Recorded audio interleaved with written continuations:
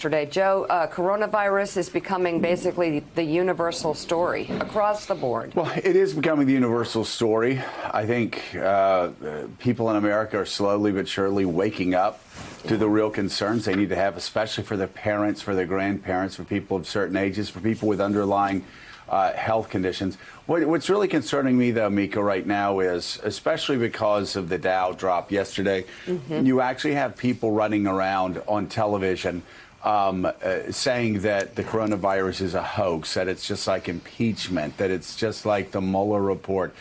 You have actually conservative, well, not conservatives, I'm sorry, but you have Trumpists that are running around saying that this is all concocted by the media as fake news. Remember, the president was saying that the media coverage of this was fake news, and we heard this time and again. But, you know, Willie, it's very interesting. The president, if the president and his supporters believe that this is nothing worse than the flu, which has been suggested, I'm just curious, why is the president's chief of staff this morning in a quarantine? A self-quarantine.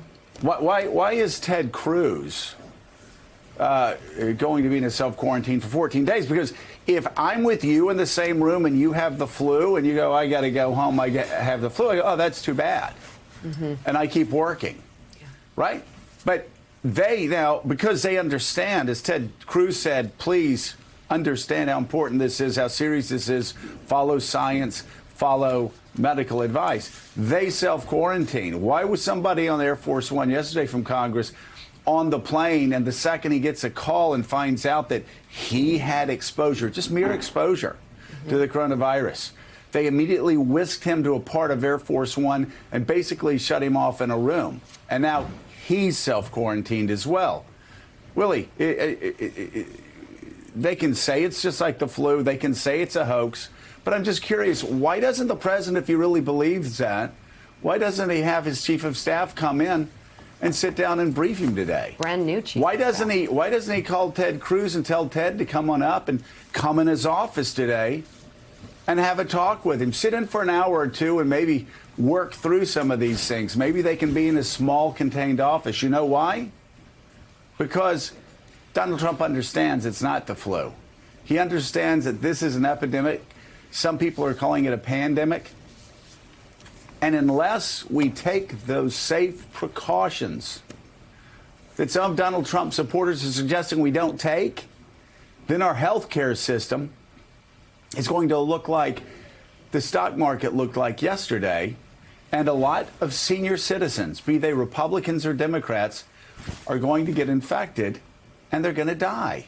And the recklessness, the partisanship, the false alternatives, the false realities that these people try to spin out of the White House and these Trump supporters try to spin, let's just call it what it is. It is irresponsible and it is deadly, especially for our senior citizens. As you say, despite what the president's been tweeting for the last 24 hours, he does now know how serious it is. He's asking questions. He's having to answer questions about whether or not he himself has been tested for coronavirus. The White House says no. Why would he be tested? Because he, too, was at that Republican conservative conference last week. Well, there are no tests. Well, that's the other problem. But presumably the President of the United States could get a test. But those congressmen that you talked about, his chief of staff that you talked about, self-quarantined because they were at CPAC last week, the conservative conference. The president was there, too. He was on Air Force One with the Florida congressman that you talked about, who last week was mocking coronavirus by wearing a gas mask into the well of the House. This couldn't be more serious at this point. Just look what's happening in Italy. They've effectively shut down the entire country. The Dow was down 2,000 points yesterday, as you just showed. The president has to be taking this seriously, and it's a crazy thing to say, but at this point, we almost have to look past the president of the United States because we know what he's going to tweet. We know that he's protecting his political hide. We know he wants to win re-election, and just listen to doctors and scientists, people who know what they're talking about, people who can give us real guidance, not through a political lens like the president does on Twitter. And if this were a conspiracy theory, all to take down Donald Trump, which I can't believe, listen. Started in China. I can't believe that anybody in America would be stupid enough to believe that. But I do know that there are people on TV that are Trump apologists who think Americans are that stupid to believe it. But just for people that are positing that stupid theory, ask yourself this. Would Italy shut down completely over a theory to defeat Donald Trump at the polls? No. Would China shut down? Would all these other countries take such extreme measures? I mean, again, it's not logical. It makes no sense, but there are actually people out there who are ignorant enough to believe it. And listen, if you want to spin your ignorant conspiracy theories about Ukraine, if you like the Russians and you want to be a useful idiot for Vladimir Putin, go ahead.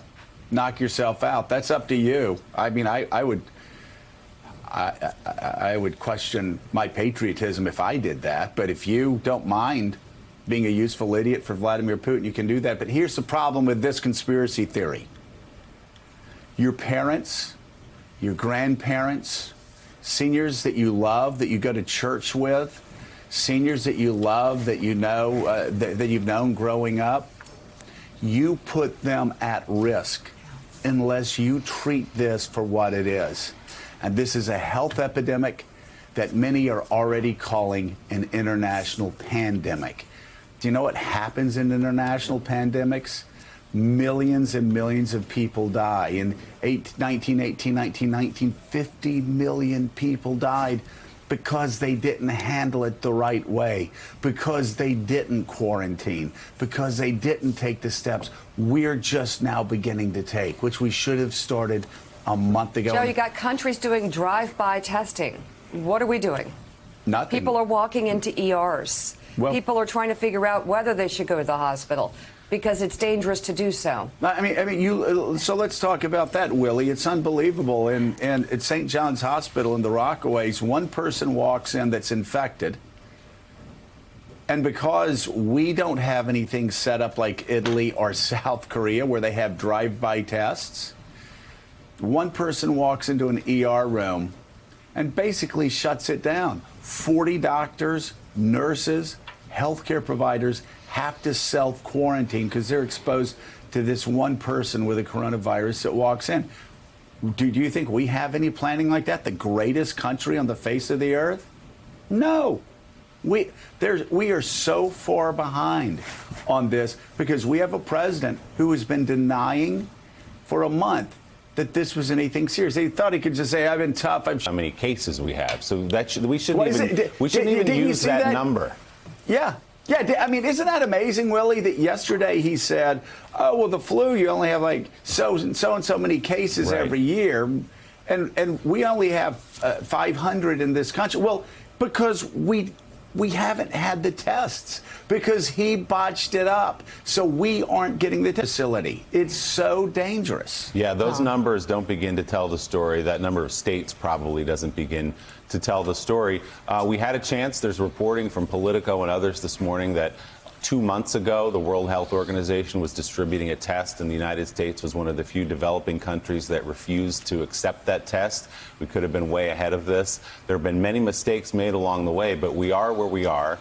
We have to get tests to these municipalities, to these states. We'll have Mayor Bill de Blasio of New York City on this morning. I suspect he'll plead again, as he did here last week, for more tests so they can get a real sense, Joe, of how serious this is, how many people actually have it. Because we don't know right now. We know it's more than's being reported, but we don't know what the real number is at this point.